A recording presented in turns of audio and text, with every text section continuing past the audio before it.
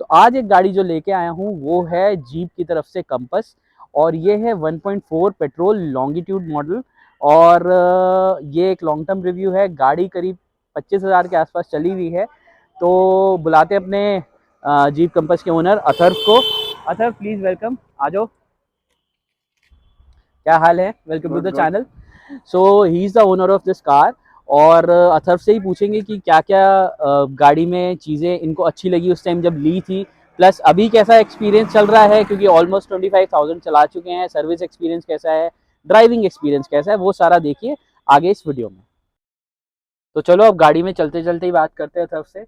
तो अथर्व, जब आपने कार ली है तो कौन सी गाड़ी और देख रहे थे, और आपका क्या मन बना कि मुझे यही गाड़ी चाहिए और यही लूंगा मैं?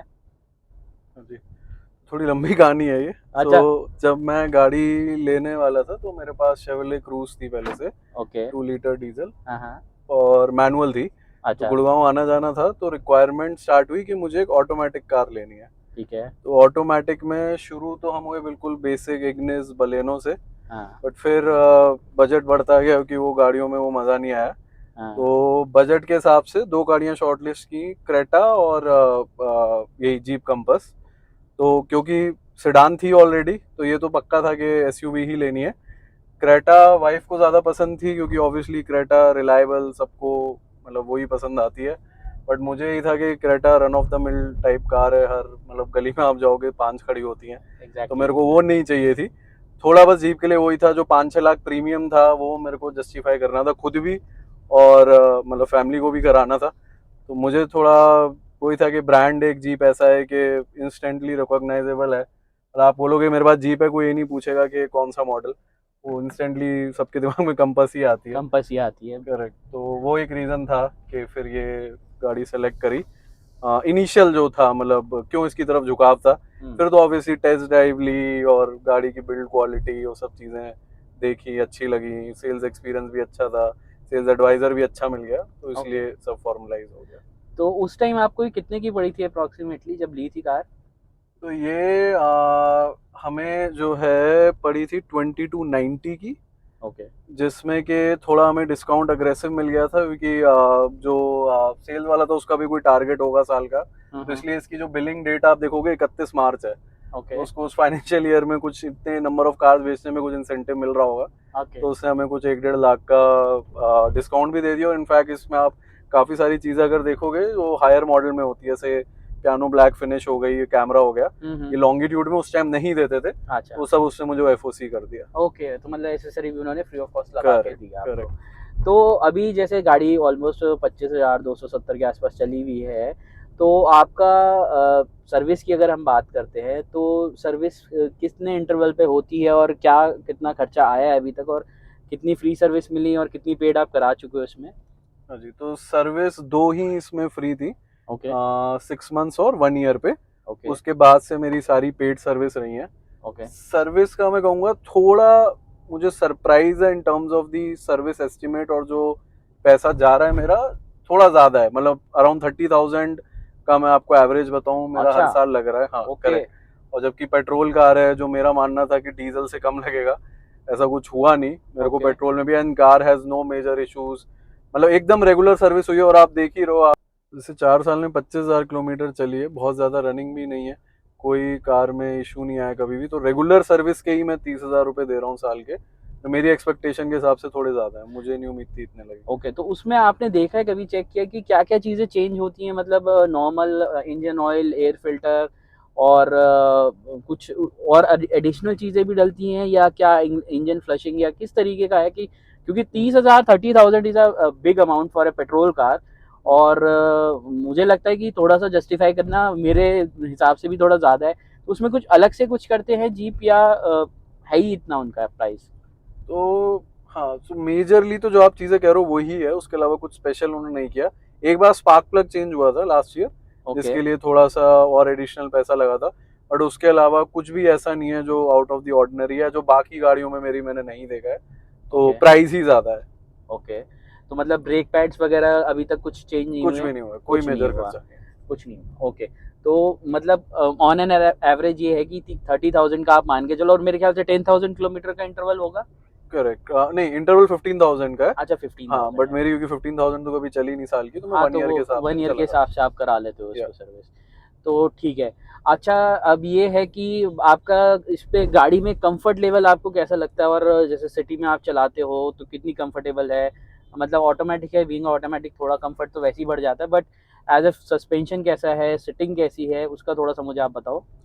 तो मतलब suspension I think it's a pleasant surprise, मुझे बहुत पसंद है, ओके बहुत कंफर्टेबल है। ओके। और जब पैरेलल में, अभी तो क्रूज नहीं है मेरे पास, जब थी ऑब्वियसली जो आपके पास 2-3 गाड़ियां होती हैं आप उसी से कंपेयर करते हो, तो फिर तो बहुत ही ज़्यादा ये बेहतर था सस्पेंशन। In fact okay. फैमिली में भी सबका यही ओपिनियन है कि सस्पेंशन बहुत अच्छा है, हम्म गड्ढे वड्ढों के ऊपर से जाने में कोई ऐसा इशू नहीं है। हम्म। गियर बॉक्स अगर आप कहोगे ऑटोमेटिक में थोड़ा इसका लेथार्जिक है, अगर आपको हाँ वो अग्रेसिव मैं ड्राइविंग करनी है। चलाने में मुझे लग रहा है थोड़ा सा है लेथार्जिक है। आपको फील हो गया होगा हाँ ऑलरेडी। हाँ हाँ हाँ। तो वो थोड़ा एक लेथार्जिक है, बट ये मेरे लिए सरप्राइज नहीं था कि जब मैं रिसर्च कर रहा था तब काफी रिव्यूज में ये लिखा था कि लेथार्जिक है। बट मेरा क्योंकि इंटेंट क्लियर था कि मुझे अगर हाईवे ड्राइव करनी है, अगर मुझे थोड़ी स्पीड ड्राइव करनी है तो मेरे पास क्रूज है, और अगर मुझे सिटी में कंफर्ट में ड्राइव करनी है फैमिली के साथ तो मेरे लिए कंपास है। तो मेरी एक्सपेक्टेशन ही नहीं थी, बट वो लेथार्जी है अभी भी गियर बॉक्स में। तो मतलब आपको ऐसा लगता है कि पीछे अपना 3 लोग आराम से बैठ पाते हैं।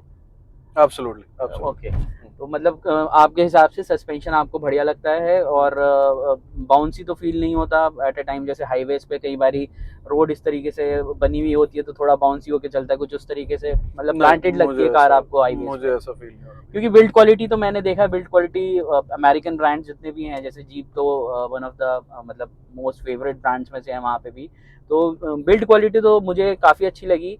और बाकी आपको कुछ ऐसा कभी कहीं रस्टिंग की या कुछ ऐसा किसी पार्ट पे आपको लगता है कि रस्टिंग आ रही है, या ये इन्होंने एड्रेस किया इस चीज़ को साफ़ किया, सर्विस सेंटर की तरफ से जो है वो थोड़ा ठीक नहीं लगा आपको कुछ उस तरीके का?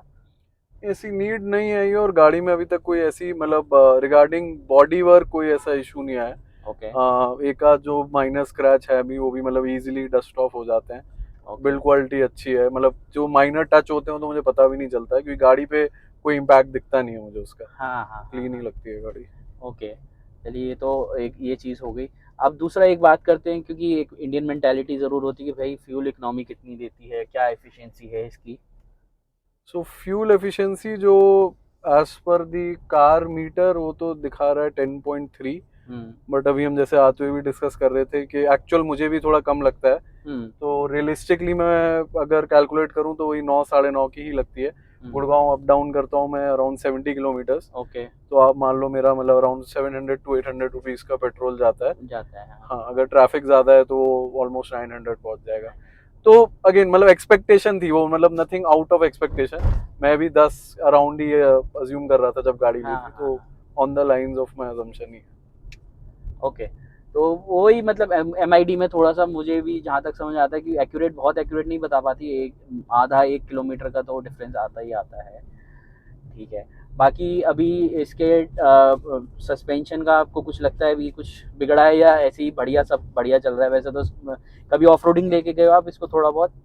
हाँ मतलब प्लान्ड ऑफ रोडिंग तो नहीं हुई है, बट अनप्लान्ड हो गई है। ओके। काफ़ी सारे रिजॉर्ट और ये सब मैं फैमिली के साथ जाता रहता हूँ, हाँ हाँ तो हाँ। वहाँ अप्रोच रोड और वो इतनी ख़राब होती हैं। ओके तो मतलब बहुत ही फ्लॉलेस एक्सपीरियंस रहा है, कभी मुझे कोई इशू नहीं आया। ओके और so उसके बाद भी मतलब सस्पेंशन में भी कोई मेरे को वापसी में प्रॉब्लम नहीं रही है। ओके। All good. तो एक और चीज़ आप बताओ कि जैसे अब आपके पास ऑलमोस्ट 4 साल से है कंपास, तो नया कोई बायर जो जीप कंपास लेना चाह रहा है, तो वो जो एक प्रीमियम कार का एक जो इस पर टैग है कि हाँ भाई 4-5 लाख रुपए आप एक्स्ट्रा खर्च कर रहे हो, इतने वैल्यू में और भी गाड़ी आ जाती है, भाई क्रेटा आ गई है, अब even high rider and all, ये सारी मतलब 20 लाख 21 लाख में उनके टॉप मॉडल्स आ जाते हैं। तो आपको लगता है कहीं ना कहीं की जस्टिफाई करती है उस चीज़ को ये? तो वो तो आप सही कह रहे हो, प्रीमियम है जीप का, और मतलब अब तो और भी कॉम्पिटिटर आ गए हैं। जब मैं ले रहा था तब मेजरली क्रेटा ही थी एक, हम्म। और अब जो नया रिफ्रेश्ड वर्जन है जीप का वो तो और भी महंगा है। आई हाँ। थिंक 30+ ही हैं सारे मॉडल्स। तो एक तो सबसे पहला जो कार के आप फीचर में देखोगे, जितनी भी क्रेटा और बाकी कार में भी बैठा हूँ, suspension is definitely the best. Build quality में भी आपको एक मार्क डिफरेंस लगेगा। बट एक जो चीज़ है जो आप मेजर नहीं कर सकते वो ब्रांड वैल्यू है, और दूसरा एक वो स्नॉब वैल्यू हम कहते हैं ना, कि जब आप कोई नई कार लेते हो तो आपको भी फील आनी चाहिए कि आप कुछ स्पेशल कार में बैठे हो, तो वो आपको एक जीप से मिल जाएगी। तो वो ब्रांड वैल्यू का एक हाँ प्रीमियम है। और लुक्स भी मैं कहूंगा, मतलब अगर आप देखोगे जीप ने जो अभी नया भी निकाली कार, लुक्स ऑलमोस्ट सेम रखी। रीजन वही था कि ये टाइमलेस लुक है। हाँ, तो आप 10-12-20 साल बाद भी आप देखोगे तो आपको मजा आएगा। आई डोंट थिंक बाकी गाड़ियां जो मॉडल हम बात कर रहे हैं हाँ, उसमें वो मिलेगा। तो ये फिर आपको डिसाइड करना है कि 5-6 लाख जो आप प्रीमियम दे रहे हो, क्या इन सब चीजों से वो प्रीमियम जस्टिफाई होता है या नहीं है। तो वही वाली बात है कि आपके ऊपर है, आप अगर चाहते हो एक प्रीमियम ब्रांड चलाना और थोड़ा सा एक्स्ट्रा आप कर सकते हो खर्च, तो मुझे लगता है कि इस पे जाना चाहिए। हाँ, अगर आपको सर्विसिंग भी देखनी है और फ्यूल इकोनॉमी भी देखनी है तो बहुत सारे अलग ब्रांड्स हैं, बट बिल्ड क्वालिटी और एक रोबस्ट कार जो चाहिए तो वो तो मुझे लगता है जीप के साथ है ये वाली चीज़ें। अभी बल्कि कुछ नई गाड़ियों में भी मैं देख रहा हूँ, जो नए लॉट्स आ रहे हैं जीप के, उनमें काफ़ी प्रॉब्लम्स आती हैं। कुछ की मतलब एक महीने में 2-3 बारी जा चुकी है सर्विस सेंटर। बट ये अभी कोविड से पहले की गाड़ी हैं, तो मुझे लगता है ये थोड़ी सी बेटर है। अभी शॉर्टेज वगैरह की वजह से भी थोड़ा सा लगता है कि हाँ, वो कुछ चीज़ें मिसिंग है उसमें। तो अथर, मतलब मैं आपसे लास्ट एक यही पूछना चाहूँगा कि आप अपनी परचेज से खुश हो, मतलब आपको बढ़िया लगा कि हाँ, मैं औरों को रिकमेंड करोगे इसको? हाँ 100%, मतलब जो मैंने जितना अमाउंट दिया 23 ऑड लैक्स, हाँ, उसके हिसाब से मुझे वैल्यू मिला। सो आई एम हैप्पी। ओके। सो ये एक छोटा सा रिव्यू था, छोटा सा और एक हेल्पफुल कि हाँ, जो नए जीप कंपास बायर्स हैं उनको क्या क्या चीज़ें देखनी चाहिए, और प्रोस्पेक्ट की आप सर्विसिंग आप क्या लेके चलते हैं, और सारा कुछ इसमें डिटेल में दिया है। तो चैनल को सब्सक्राइब करिए और शेयर करिए वीडियो को, जितना ज़्यादा से ज़्यादा करोगे हमें भी मोटिवेशन मिलती है उस चीज़ के लिए। Signing off from Doc rider.